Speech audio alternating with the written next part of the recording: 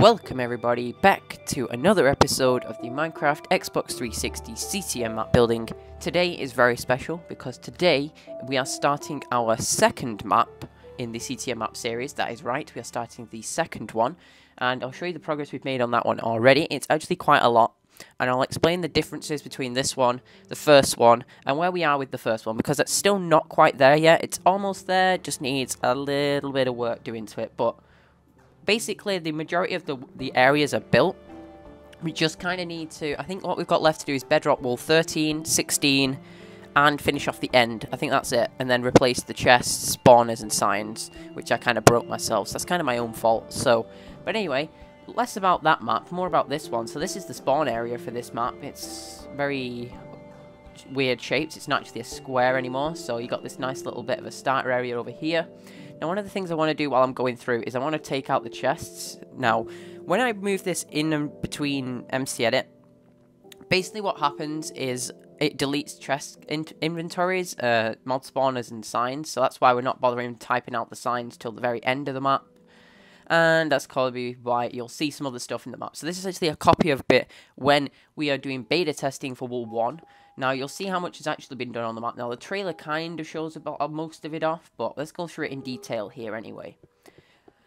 So, it's pretty well lit up, so I probably won't need to use night vision and speed today. But, for any of you wondering, this is where the spawn area is in the bottom corner of the map, and this is what you can see so far. You can see that it's kind of scribbled over an old map that we had. This is actually the minigame world way back when. It's just a copy of it overwritten. There is a giant bedrock wall around the outside at the moment with bedrock floors and all that good stuff as well there. So, in we go. So here's the first chest, which I'm going to knock out. It's got some bread and a boat in it from a beta test. So the boat is very important because it leads you, basically you can do this. You can place the boat and let you fall out there. But I rode that in the trailer. If you guys want to see me ride a boat down that, then just go and watch that. You probably guys already have. So, this is the starting area. This is actually white wool. I actually can't, did I miss showing you this? But if you go down here, you can see there's a white wool on the floor there, showing this is the start of the map. It's a one-way system now, so we are actually fixing the intersections as well. We're going for a very different approach to what we've already got. So, less of me rambling on and more about what we are actually doing. So, if you stand here, you can see the darkness under the river, which is pretty cool. These are actually custom-made trees, which I built myself while I was waiting for Mark to stop being AFK. That was when we were building these gold mine bridges. These look absolutely stunning. And I put mobs on just so you guys can get an impression of where monster spawners are. So you get the name of the makers of the map and the map name. So this map's called Into the Depths. It may change. That's our working title for it. So then my name and Mark's Gamertag. We had to squeeze them in. Originally, it was awkward to fit them, but Mark convinced me otherwise to put them here. So, there's a second chest at the top of this waterfall from a beta. Let's get rid of that, and then I'll just leave them in my inventory, just in case I want to do something else with somebody later on. So, the first spawner you meet is this zombie spawner hidden in the bridge here. Now, if I am nice, and this is actually stone, cobblestone, and coal under the water. It was really easier to do it this way, so we could have a nice effect. Plus, you can get stone tools pretty quickly. I didn't really want to waste around doing wooden tools. They're kind of a waste. Plus, I wanted to make the map more difficult. So, yeah. So, this zombie is actually pathfinding to this tree, which is interesting. Let's just give him a push over there. They don't spawn very often, but when you get close to it, they just basically just spawn here and drop into the water. I wonder if we can catch one spawning. Oh, yeah. Perfect timing. See, as it dropped. So, moving on through this area, there's another giant gold mine bridge, which, once again, big thanks to Mark for this amazing design. It looks absolutely stunning. Plus, most of the spawning space in the mines is pretty well lit. So, you will occasionally see some creepers and skeletons up here. So, yeah. Some more custom trees leading you to the first cave system, which has nice water flow here. So, if you're still riding the boat, you can zigzag it through. And down here, that actually doesn't make any sense why that's one thick there, that wall. Might take that out, I don't know. So the walls kind of blend in, so it's outside is kind of all thick to a certain height, and then it swaps to stone. I think it worked out really well, this cave, because literally as it stops here, that is the last time you see the glowstone and stuff. And there's some really clever stuff which we didn't really intend to add in, but basically it's it's quite very thick, so you can kind of dig for a while, and you won't hit any bedrock, which is a cool thing about this map. So if you want to mine up the coal forever, you can do. Now, if you're mining this coal, this is a nice little unintentional trap. So gravel, you notice, shouldn't be floating. This is what MC Edit does with it. There's gravel floating everywhere. So if you update the gravel, this happens. Yeah, you'll cause gravel traps to fall. Now that gravel trap is a good way to basically get that spawner. You can stand here, you can jump to here, and to here, and then knock it out. And that isn't without any too much hassle. So this is really clever. Now, what I did here, you'll see two things. You'll see some enchanted boots and a helmet. So what we've got here is something that changes your field of view. So this is a miner's helmet. Nothing different about that, so put that on. There we go. But this is the heavy miner's boots. It has protection too, but also minus 40% speed.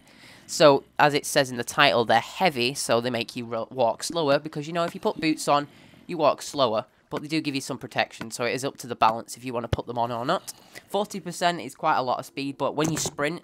Oh, I just banged the mic there. But basically, 40% is quite a lot, but when you sprint, that plus is 30%, so you're only down 10% on walking speed when you sprint, so... Yeah, you see your field of view change as well when you wear these, which is really cool. And I don't think I've shown it to anybody this yet. So once you knock that spawner out, you work your way down this tunnel here, through here, and to a second spawner that's here. It's also zombie. Third spawner there, another zombie spawner.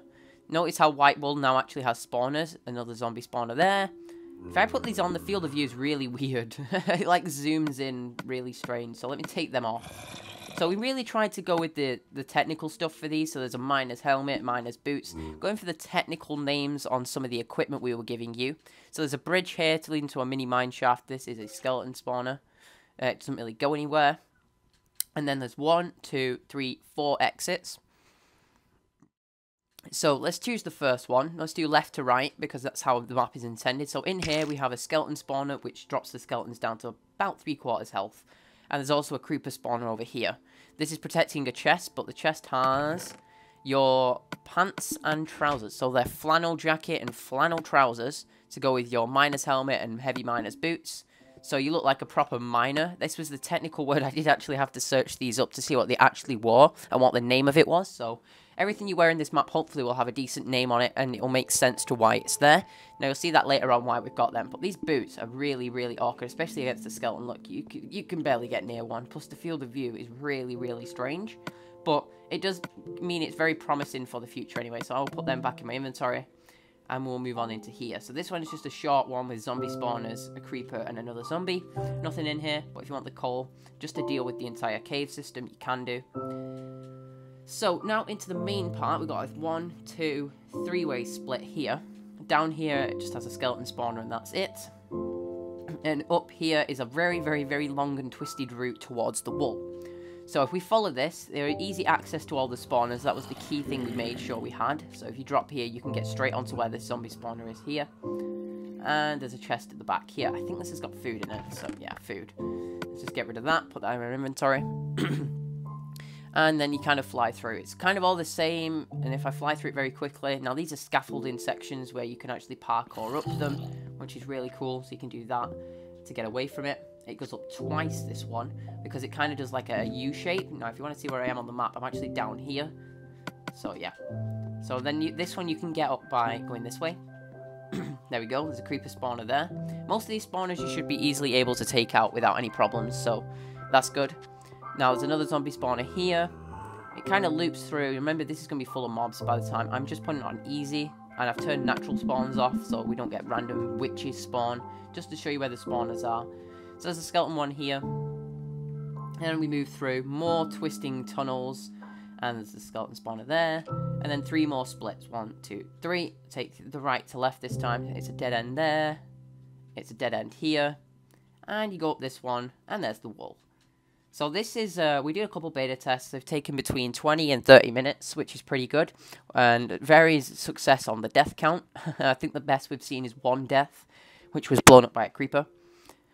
But the worst we've seen is people giving up before you actually get any far. So let's keep flying through. There's quite a lot on this map. So these showcases are getting a little bit easier to do now. Now I'm getting into the practice of what we need to show. So now this one goes this way. This leads you to intersection 1. takes you onto the bridge for the 4th exit. And then it's another linear, not so linear path route through here. So as it follow it through, we can kind of run through here, like so. As a final chest, I think this is food.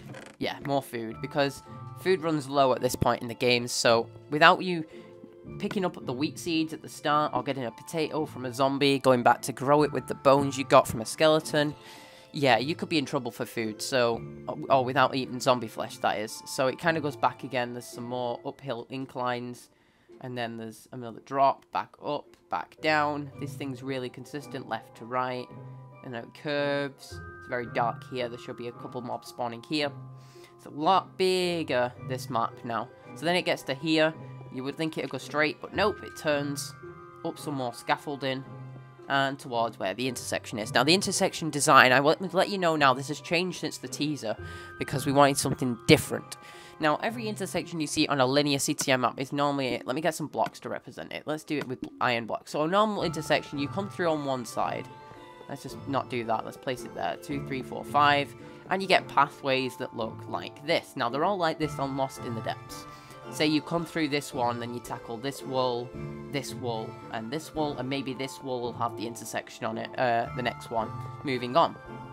But we wanted to do something different, so to stick with the western theme that we had here in this wall, we moved it into some sort of desert-y cave, so there's more tunnel bridge consistencies, keeping the same designs through it. Another chest. I think this has some of the Indian cowboy stuff in it. Let's just check. Yeah. So this has the, this is a poncho, and this is an eagle feather war bonnet. So that's the things with the feathers that go down the backs of Native American Indians. So yeah, so this is the poncho. A poncho looks pretty good. I think it suits it. Maybe not with my character, but yeah. So you could end up coming out of here wearing this sort of stuff. You still probably wouldn't be wearing the boots, but you'd then see, oh, there's some brand new helmet. Let's put that on. Oh, there's a new chest plate. I'll replace that. So you might have very broken pants. Maybe not this much food. This is an efficiency 2 axe, if I didn't mention that already. And then there's the heavy miner's boots, which really don't see why anybody's going to be wearing these, but I think they'd be a nice addition to the game. So, coming out here, let's take off this before my field of view gets ruined again. This is the new style of intersection. How odd does this look? But it looks really, really nice. This is actually supposed to be like a canyon in the Wild West. This was based off of Red Dead Redemption in one of the areas. It was a good job to mark for this, and then the building of it took a while, but we got it there in the end, and it looks absolutely spectacular. So we came up with a way to make the western side, the signs and doors. This was pretty cool. This is the chest with, I think it's got cowboy jeans and boots in it. Yeah, cowboy boots and cowboy cut jeans. So you could end up wearing 2 full sets of armor. So this is the cowboy style armor. I don't know what you would have with this. If there was like a whip, maybe we'd put that in our hands. Oh, I just realised we could use a lead. That'd be even better. There we go. Like a cow, or Indiana Jones now. So it gets rid of these boots, the minus 40% speed but protection too. So yeah, we could end up coming out of there. You wanted to go back in, you could end up wearing this. This is weird. You can kind of mix and match, and yeah. But these boots, I was so happy how they came out. So this is where you'll be staying at the intersection. Is here.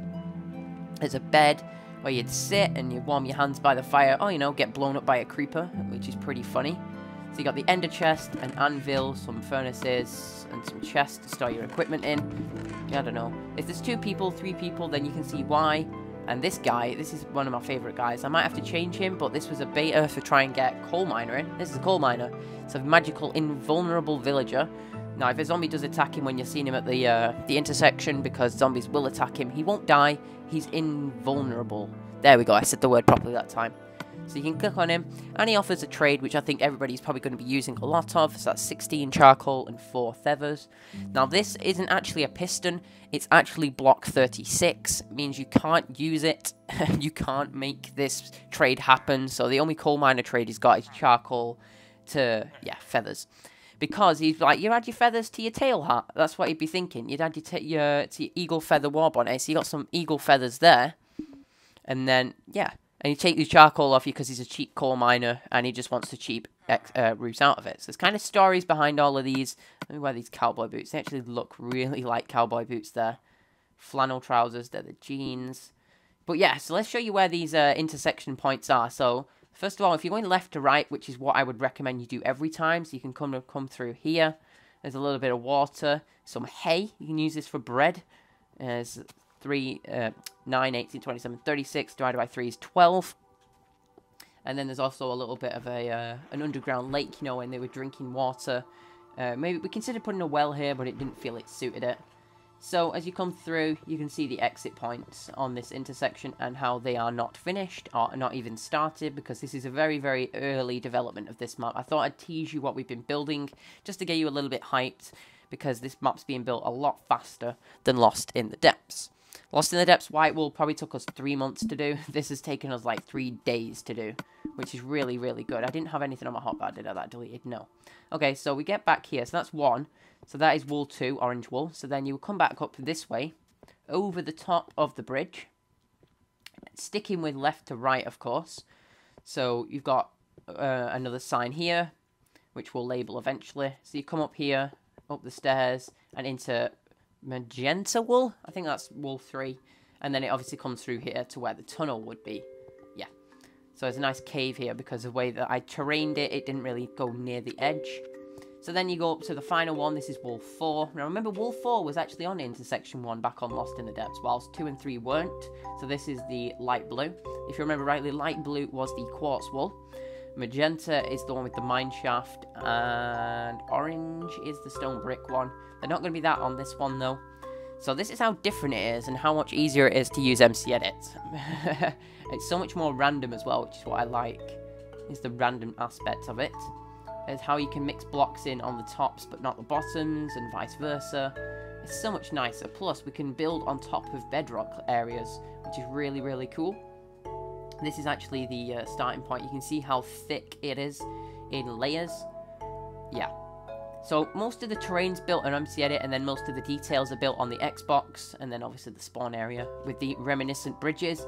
Now, a thing I wanted to keep in this thing was making people spawn on this bridge, which was pretty funny. When people died, they'd spawn on the bridge and Lost in the Depths, and they couldn't get down.